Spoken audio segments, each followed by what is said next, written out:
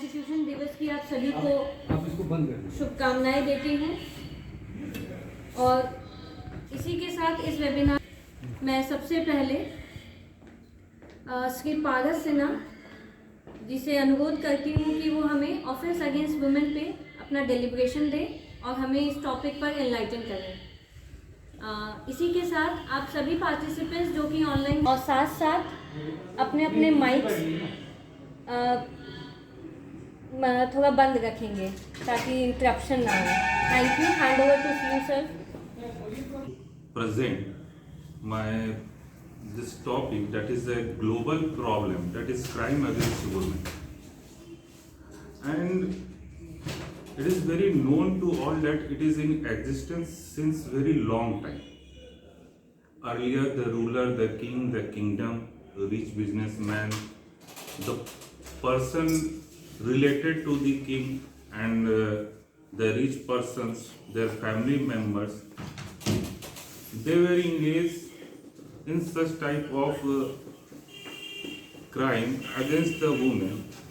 And if we see and recall the previous situation earlier, Ramayana, Ma Sita was kidnapped, abducted by Ravan. उसके बाद आता है महाभारत, वहाँ भी जो चीरहरण है that was done by the king's persons.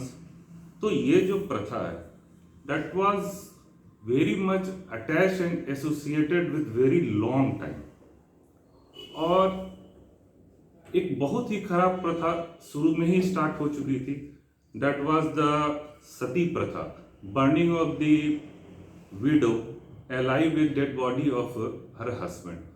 और इसको लेकर जो है बहुत सारा उस समय रिफॉर्म वगैरह स्टार्ट हुआ, एंड ये बहुत जरूरी था कि ऐसी प्रथा वगैरह जो है ये रोका जाए। तो जो सोशल रिफॉर्म्स है, एजुकेशनल रिफॉर्म्स है, लीगल रिफॉर्म्स है, ये सारी चीजें जो है उस समय पास्ट में, प्रेजेंट में और फ्यूचर में, in every time it is in requirement. इसे हमें जो है सिर्फ अडॉप्ट ही नहीं करना होगा, इसको जो है हमको जो है इम्प्लीमेंट करना होगा, क्योंकि लॉ शुरू से है, लॉ शुरू से है, कस्टम शुरू से है, प्रॉब्लम शुरू से है, लेकिन उसका प्रॉपर इम्प्लीमेंटेशन नहीं होने की वजह से इसका जो है हमको प्रॉपर रिजल्ट नहीं मिलता है। अब देखा जाए कि जब ओल्ड एज में, मेडिवल एज में ये सब प्रॉब्लम्स थी, तो उस समय भी लोग खड़े हुए, राजा राम मोहन राय हुए, इन लोगों ने एक स्टेप्स लिया, जिसके बाद जो है अंग्रेज सरकार जो है वो फोर्स्ड हुई कि जो है सती प्रथा को जो है एबॉलिश करने का उन्होंने जो है एक एक्ट लाया, एवोल्यूशन ऑफ सती प्रथा 1829 बाय लॉर्ड बैंटिंग। ये बहुत इंपॉर्टेंट आया। उसके बाद एक लेटर ऑन बहुत बढ़िया एक डेवलपमेंट आया वुमेन्स के फेवर में, हिंदू विडो रीमैरिज एक्ट। अब हो क्या रहा था कि at that earlier stage when the property was only attached with the male person, और वैसे स्थिति में कोई प्रॉपर्टी अगर फीमेल को मिल जाती थी एट दैट टाइम, इस तरह के क्राइम्स जो है वो बहुत ज्यादा जो है रोल में आते थे। तो before constitutional and after constitutional, क्योंकि आज हम लोग जिस कॉन्स्टिट्यूशनल डे को मना रहे हैं, इसमें प्रोविजन जो है वो specifically for women and children, article 15 sub clause 1 and 3 जो है उसमें जो है स्पेसिफिकली हम लोगों को एम्पावर्ड करता है कि स्टेट गवर्नमेंट जो है वो वुमेन के लिए एक अलग से एक्ट बना सकती है, और ये जरूरी हुआ।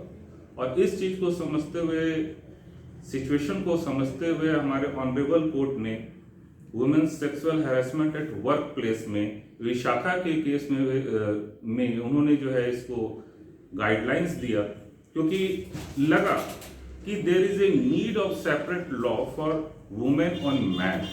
क्योंकि अगर ये नहीं होता है तो जो इक्वालिटी की हम बात करते हैं ये फुलफिल नहीं होता है। हमारा कॉन्स्टिट्यूशन जो है स्पेसिफिकली कहता है कि equal against the equality in against the equals and equality against the inequals. तो वैसे सिचुएशंस में जब हम वुमेन की बात करते हैं, तो वुमेन एम्पावरमेंट की बात करते हैं, तो वुमेन एम्पावरमेंट के लिए जरूरी हो जाता है कि उनके लिए कोई सेफगार्ड हो। ये जरूरी नहीं है कि हम उन्हें ये शो करें या दिखाएं कि वो जो है बहुत ही वीक है। वो वीक नहीं है। आज वह फाइटर जेट चला रही है। वजह opportunity. Earlier opportunity were not available to them due to the social problems, due to the educational problem, due to the legal problem, due to the family problem. घर में कहा जाता था कि लड़की को घर में रहना है, बाहर नहीं निकलना। तो ये एक कॉन्सेप्ट जो है हजारों हजार से चलने के कारण उनकी अपनी क्षमता जो है वो विकसित नहीं होने लगी। और लेटर ऑन जितने रिफॉर्म्स आए उन सब का वजह हो गया कि अब जो है वो उनको अपने अपॉर्चुनिटी को अवेल करने का, एक्सेस करने का और उसको रिप्रेजेंट करने का मौका मिल रहा है। तो हमारे यहाँ जो सोसाइटी दैट इज पैट्रियार्कियल है, यहाँ भी एक चेंज की रिक्वायरमेंट है। अगर हम कहते हैं कि वी बोथ आर इक्वल, तो वो इक्वल जो है हमारे जो है इम्प्लीमेंटेशन में होना चाहिए। वो इक्वालिटी जो है हमारे फंक्शन में दिखना चाहिए। वो इक्वालिटी केवल लॉ बना देने से कभी नहीं होगा। और इस सिचुएशन को जानते हुए, समझते हुए, reservation for women in various local body भी जो है ये ऑनरेबल कोर्ट के द्वारा किया गया, जिसके कारण से इनका जो है अपना स्पेसिफिक प्रेजेंटेशन अपने बारे में ये आगे बढ़कर जो है अपने प्रॉब्लम्स को क्रिएट जो हो रहा है उसको सॉल्व करने के लिए ये भी जो है अपनी राय देंगी। ये भी बहुत जरूरी हुआ। अब जो है प्रॉब्लम आता है कि क्या वो क्राइम अगेंस्ट वुमेन बढ़ रहा है? सब जगह एक ही चर्चा हो रही है, डाटा निकल रहा है, डाटा वाइज कहा जा रहा है। तो ऐसी बात नहीं है। कुछ होते हैं रिपोर्टेड केसेस, कुछ होते हैं अनरिपोर्टेड केसेस। अब जो रिपोर्टेड केसेस होते हैं उनके डाटा को लेकर हम चलते हैं, अनरिपोर्टेड केसेस जो है वो रह जाते हैं।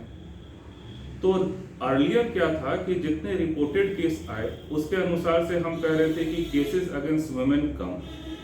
वैसी बात नहीं थी, अनरिपोर्टेड केसेस नहीं आ पा रहे थे, लीगल एजुकेशन की कमी थी, न्यायालय में लोगों का विश्वास कम था, उन्हें लगता था कि हम वहां तक नहीं पहुंच सकते हैं, और अगर हम पहुंच भी जाएंगे तो nobody is there to care for themself. ये सिचुएशन चेंज हुआ एजुकेशन आने से, सोशल रिफॉर्म आने से, जुडिशरी की मजबूत होने से। लेजिस्लेशन जो है वो भी मजबूर हुआ कि एक मजबूत लेजिस्लेशन जो है वो वुमेन के फेवर में बनाए, जब तक कि इक्वालिटी रियल में नहीं आ जाए। अब देखा जाए कि रिपोर्टेड केसेस, तो सबसे ज्यादा रिपोर्टेड केसेस एनसीआरबी के अनुसार से 31 दिसंबर 2021 तक में rape, molestation, human trafficking, domestic abuse, acid attack, witch killing, जो हमारे यहाँ झारखंड में जो है बहुत ज़्यादा डायन प्रथा जो है बहुत दिन से है, intimate partner violence, familicide, dowry harassment and dowry death. ऐसे कोई भी टॉपिक नहीं है जिसमें कि हमारे पास लॉ नहीं। We have good law, strong law, लेकिन इसके बावजूद भी जो है डाटा हमारा कहता है कि वो बढ़ रहा है। वाई? हमें उस दिशा पे जाना है। ये एनसीआरबी का एक डाटा मैं शेयर करना चाहूँगा। इसमें kidnapping and abduction of women जो है टोटल इस स्टेट में जो है लास्ट ईयर का है 58,496 ये रिपोर्टेड केस है। और इसमें जो है जो केसेस रनिंग पर आया आगे चल के 59,808, जिसमें हमारे झारखंड में 993 जो है रिपोर्टेड है। रेशियो जो है पर लैक्स में 5.3 है। और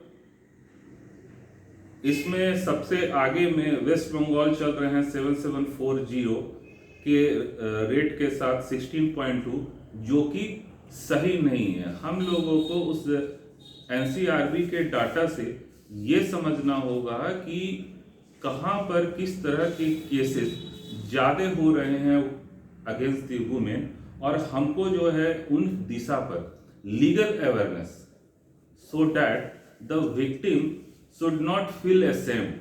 उन्हें ये महसूस नहीं होना चाहिए कि ये उनके फीमेल होने के कारण उनके अगेंस्ट ये सारा चीज हो रहा है। उन्हें ये मान के चलना होगा कि हम भी इक्वल हैं, सोसाइटी को भी मान के चलना होगा हम भी इक्वल हैं, और उनको जो है इक्वल प्रोटेक्शन, इक्वल अपॉर्चुनिटी जो है प्रोवाइड करना होगा। अब